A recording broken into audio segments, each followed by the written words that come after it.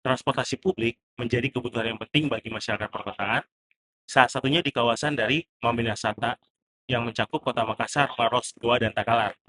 Dan inilah pembelajaran untuk BRT di Sulawesi Selatan.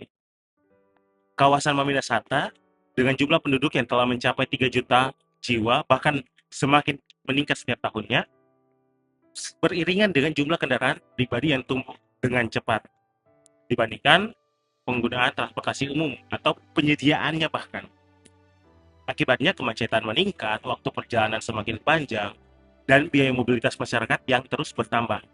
Dan pemerintah pun memperkenalkan bus rapid transit atau BRT untuk menjawab persoalan tersebut. Kemudian, upaya pengembangan transportasi publik di Sulawesi Selatan atau BRT ini sebenarnya sudah diperkenalkan sejak 2014. Ada pengoperasian dari BRT Maminasata untuk menjadi tulang punggung transportasi perkotaan. Tetapi, layanan ini menghadapi berbagai kendala, adanya ketidakpastian waktu kedatangan, pengelolaan operasional yang belum optimal, sampai rendahnya minat masyarakat. Kemudian di 2021, pemerintah pusat mengadakan program dari teman bus untuk memperbaiki layanan transportasi publik. Walaupun memang sempat positif, tapi program ini masih bergantung sama subsidi dari pemerintah, terutama pemerintah pusat. Dan ketika dukungan anggaran berkurang, entah karena pergantian kepemimpinan kekuasaan negara, jumlah koridor dan armada pun ikut menurun. Data menunjukkan bahwa tingkat keterisian bus di beberapa koridor masih berada jauh di bawah kondisi ideal. Selain itu, masyarakat juga masih menghadapi berbagai kendala yang seperti minimnya transportasi feeder atau pengumpan, akses halte yang kurang nyaman, dan juga keterbatasan informasi perjalanan. Dari perspektif dan transfer kebijakan, perkembangan BRT sendiri awalnya dikenalkan di Curitiba dan Bogota atau Brasil dan Kolombia. Di situ BRT kemudian diadaptasi oleh berbagai negara, termasuk Indonesia, dan yang paling kita kenal mungkin Transjakarta. Keberhasilan dari Transjakarta sendiri kemudian mendorong pemerintah pusat mengembangkan program taman bus di berbagai kota, termasuk Makassar. Selanjutnya, ketika pemerintah daerah mengambil alih pengelolaan tersebut, lahir yang namanya Transulsel pada tahun 2025 setelah 2 bus sebelumnya.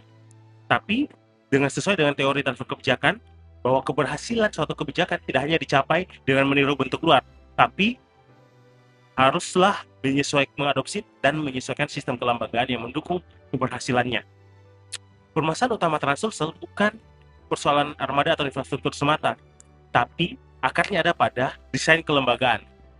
Saat ini, pengelolaan transportasi publik masih menghadapi tantangan berupa keterbatasan koordinasi lintas daerah, ketergantungan dengan anggaran pemerintah tadi, serta belum adanya lembaga yang memiliki kewenangan dan fleksibilitas yang cukup untuk mengelola sistem profesional. Alhasil, kebijakan transportasi publik menjadi rentan untuk menghadapi perubahan prioritas politik, pergantian kepemimpinan, dan kalau ada keterbatasan fiskal juga. Dan untuk memastikan keberlanjutan Transulsel, ada beberapa rekomendasi yang bisa dipertimbangkan oleh pemangku kepentingan. Yang pertama, perlunya memperkuat kelembagaan pengelola transportasi publik, di mana pengalaman-pengalaman berbagai daerah, BRT itu yang dikelola oleh lembaga yang mandiri dan profesional akan cenderung memiliki kemampuan yang lebih baik dalam menjaga kualitas layanannya. Contohnya PT Transjakarta. Kedua, membangun mekanisme pendanaan jangka panjang yang tidak sepenuhnya bergantung pada bantuan pemerintah pusat, di mana layanan dapat terus berjalan meskipun terjadi perubahan kebijakan atau kondisi ekonomi. Ketiga, memperkuat integrasi layanan dengan menghadirkan sistem feeder, di mana kawasan-kawasan pemukiman dihubungkan dengan kawasan koridor utama Transulsel dengan integrasi feeder tadi atau pengumpan supaya memudahkan masyarakat mengakses transportasi publik, terutama koridor utama Transulsel tersebut. Dan yang terakhir, perlunya membangun koordinasi yang lebih kuat, terutama antara pemerintah Provinsi Sulawesi Selatan, pemerintah kabupaten dan kota, operator, serta pemangku kepentingan lainnya. Karena transportasi publik tidak dapat dikelola oleh satu aktor saja, tapi harus ada kolaborasi yang berkelanjutan. Sehingga pada akhirnya, BRT Maminasata dan Taiwan Bus sudah memberikan pelajaran, dan keberhasilan Transulsel sangat bergantung pada kelembagaan yang kuat, profesional, dan berkelanjutan untuk membuat perkotaan yang lebih inklusif, terintegrasi, dan berkelanjutan bagi masyarakat di Sulawesi Selatan. Sekian tugas pembangunan dan transfer kebijakan dengan dosen Dr. Reza Fatur Rahman, Prof. Dr. Muhammad Nur Sadik, dan juga Dr. Wisnu Jiwono. Saya Ferlito Arnosau dengan NPM 250 66 80 235. Terima kasih.